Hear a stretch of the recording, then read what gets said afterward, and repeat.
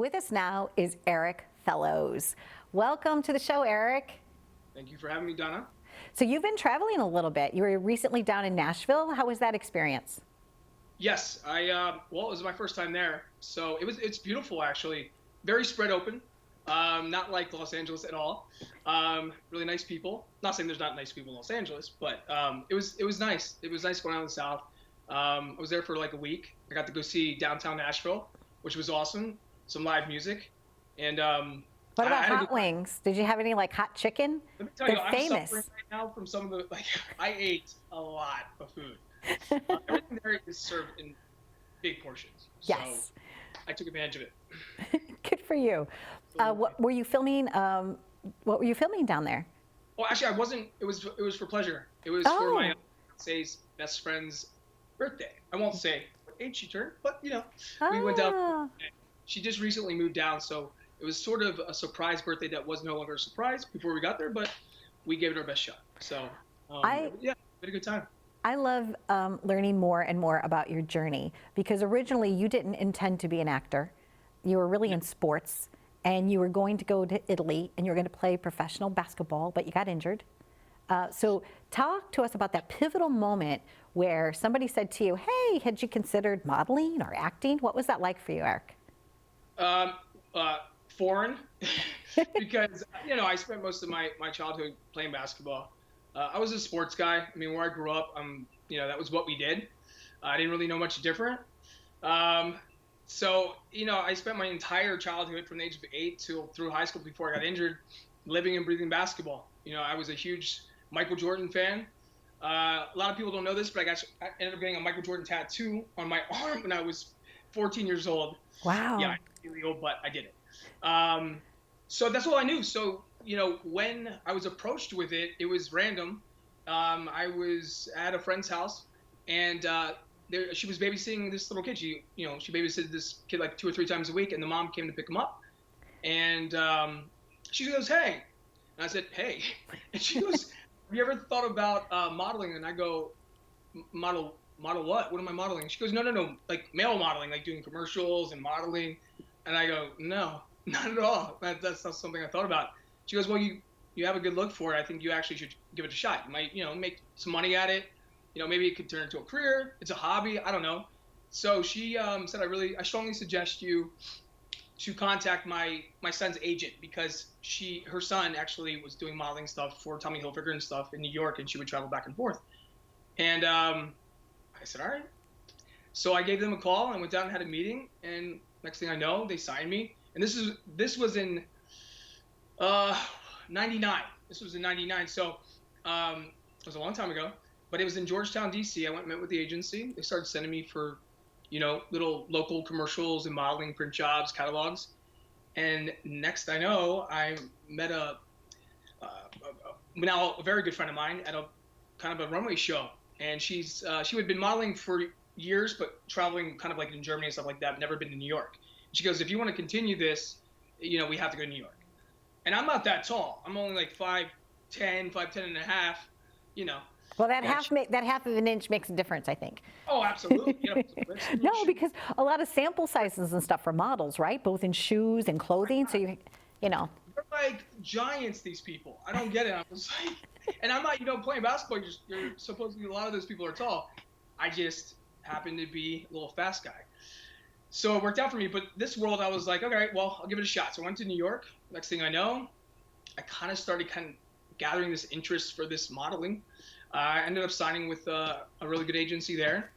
And during that process, this was actually at that point was a couple months before September 11th. So obviously we didn't know that was going to happen. So my stint in New York, I was there for 8 months prior to finally signing with a really big agency. And during that process, I met a lot of people along the way. And they said I had a personality. I should probably get into commercials and stuff like that. It seems much bigger than just modeling for my personality. So I said, okay. So my agency that I signed with, I was very fortunate. They sent me over to Innovative Artists, and I started going for commercials. And during that process, I was actually taking classes, seeing if this is something that intrigued me enough to continue for my career, now 20 years later. But I never, yeah. Because in high school, I took a drama class, and I was just like, I'm not reading this. I'm not Shakespearean. This is not me.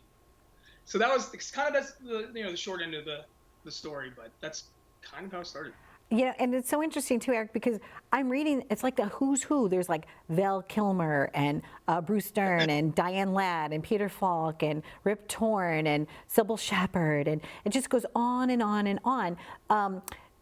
Damian Blackwell, Emmy Award-winning series, the Bay series, Purgatory. I mean, Break Even.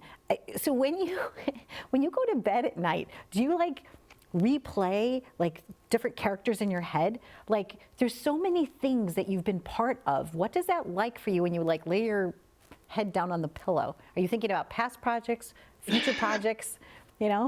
Well, that's an interesting question, Donna. That was a good one. Like, do I have like multiple characters in my head? Am I like going? Just wondering, yeah. No, look, I'm probably focusing on anything that I'm doing at the moment, or something that I'm about to start. But yeah, I have spots of things that pop out of nowhere. Like, oh man, that was interesting when I played that character, or that was a lot of fun, or something reminds me. I do actually. My fiance would say that I probably talk about it a lot. There's things I'll say. Oh, do you know what's this line from? And she won't know. I'm like, it's from one of my movies. Like, it's just funny. She's like, I don't pay attention to your movies.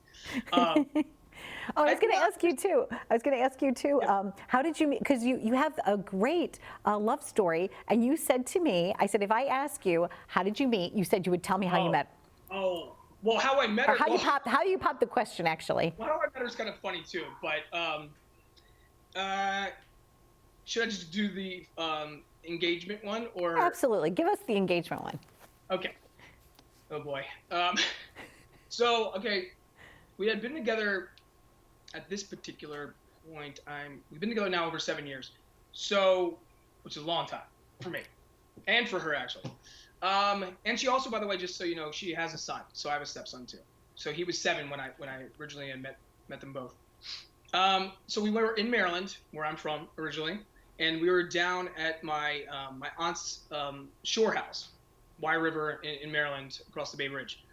And my mom had known for a little while that I was planning on doing this.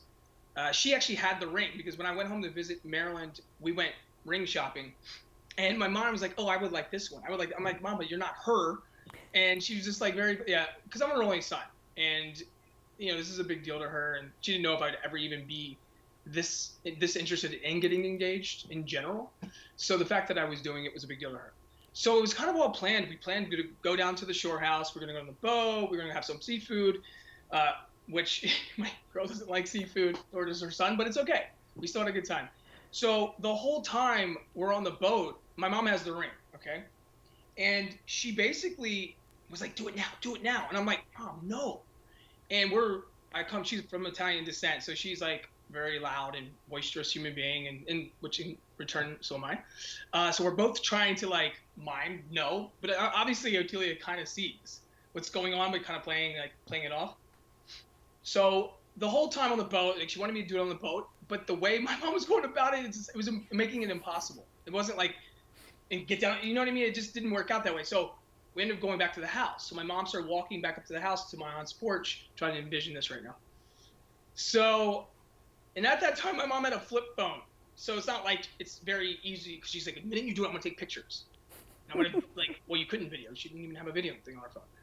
And so I'm like, Mom, and I kind of shoo her away. So I started walking towards the water. And Sebastian at this time was fishing with my uncle.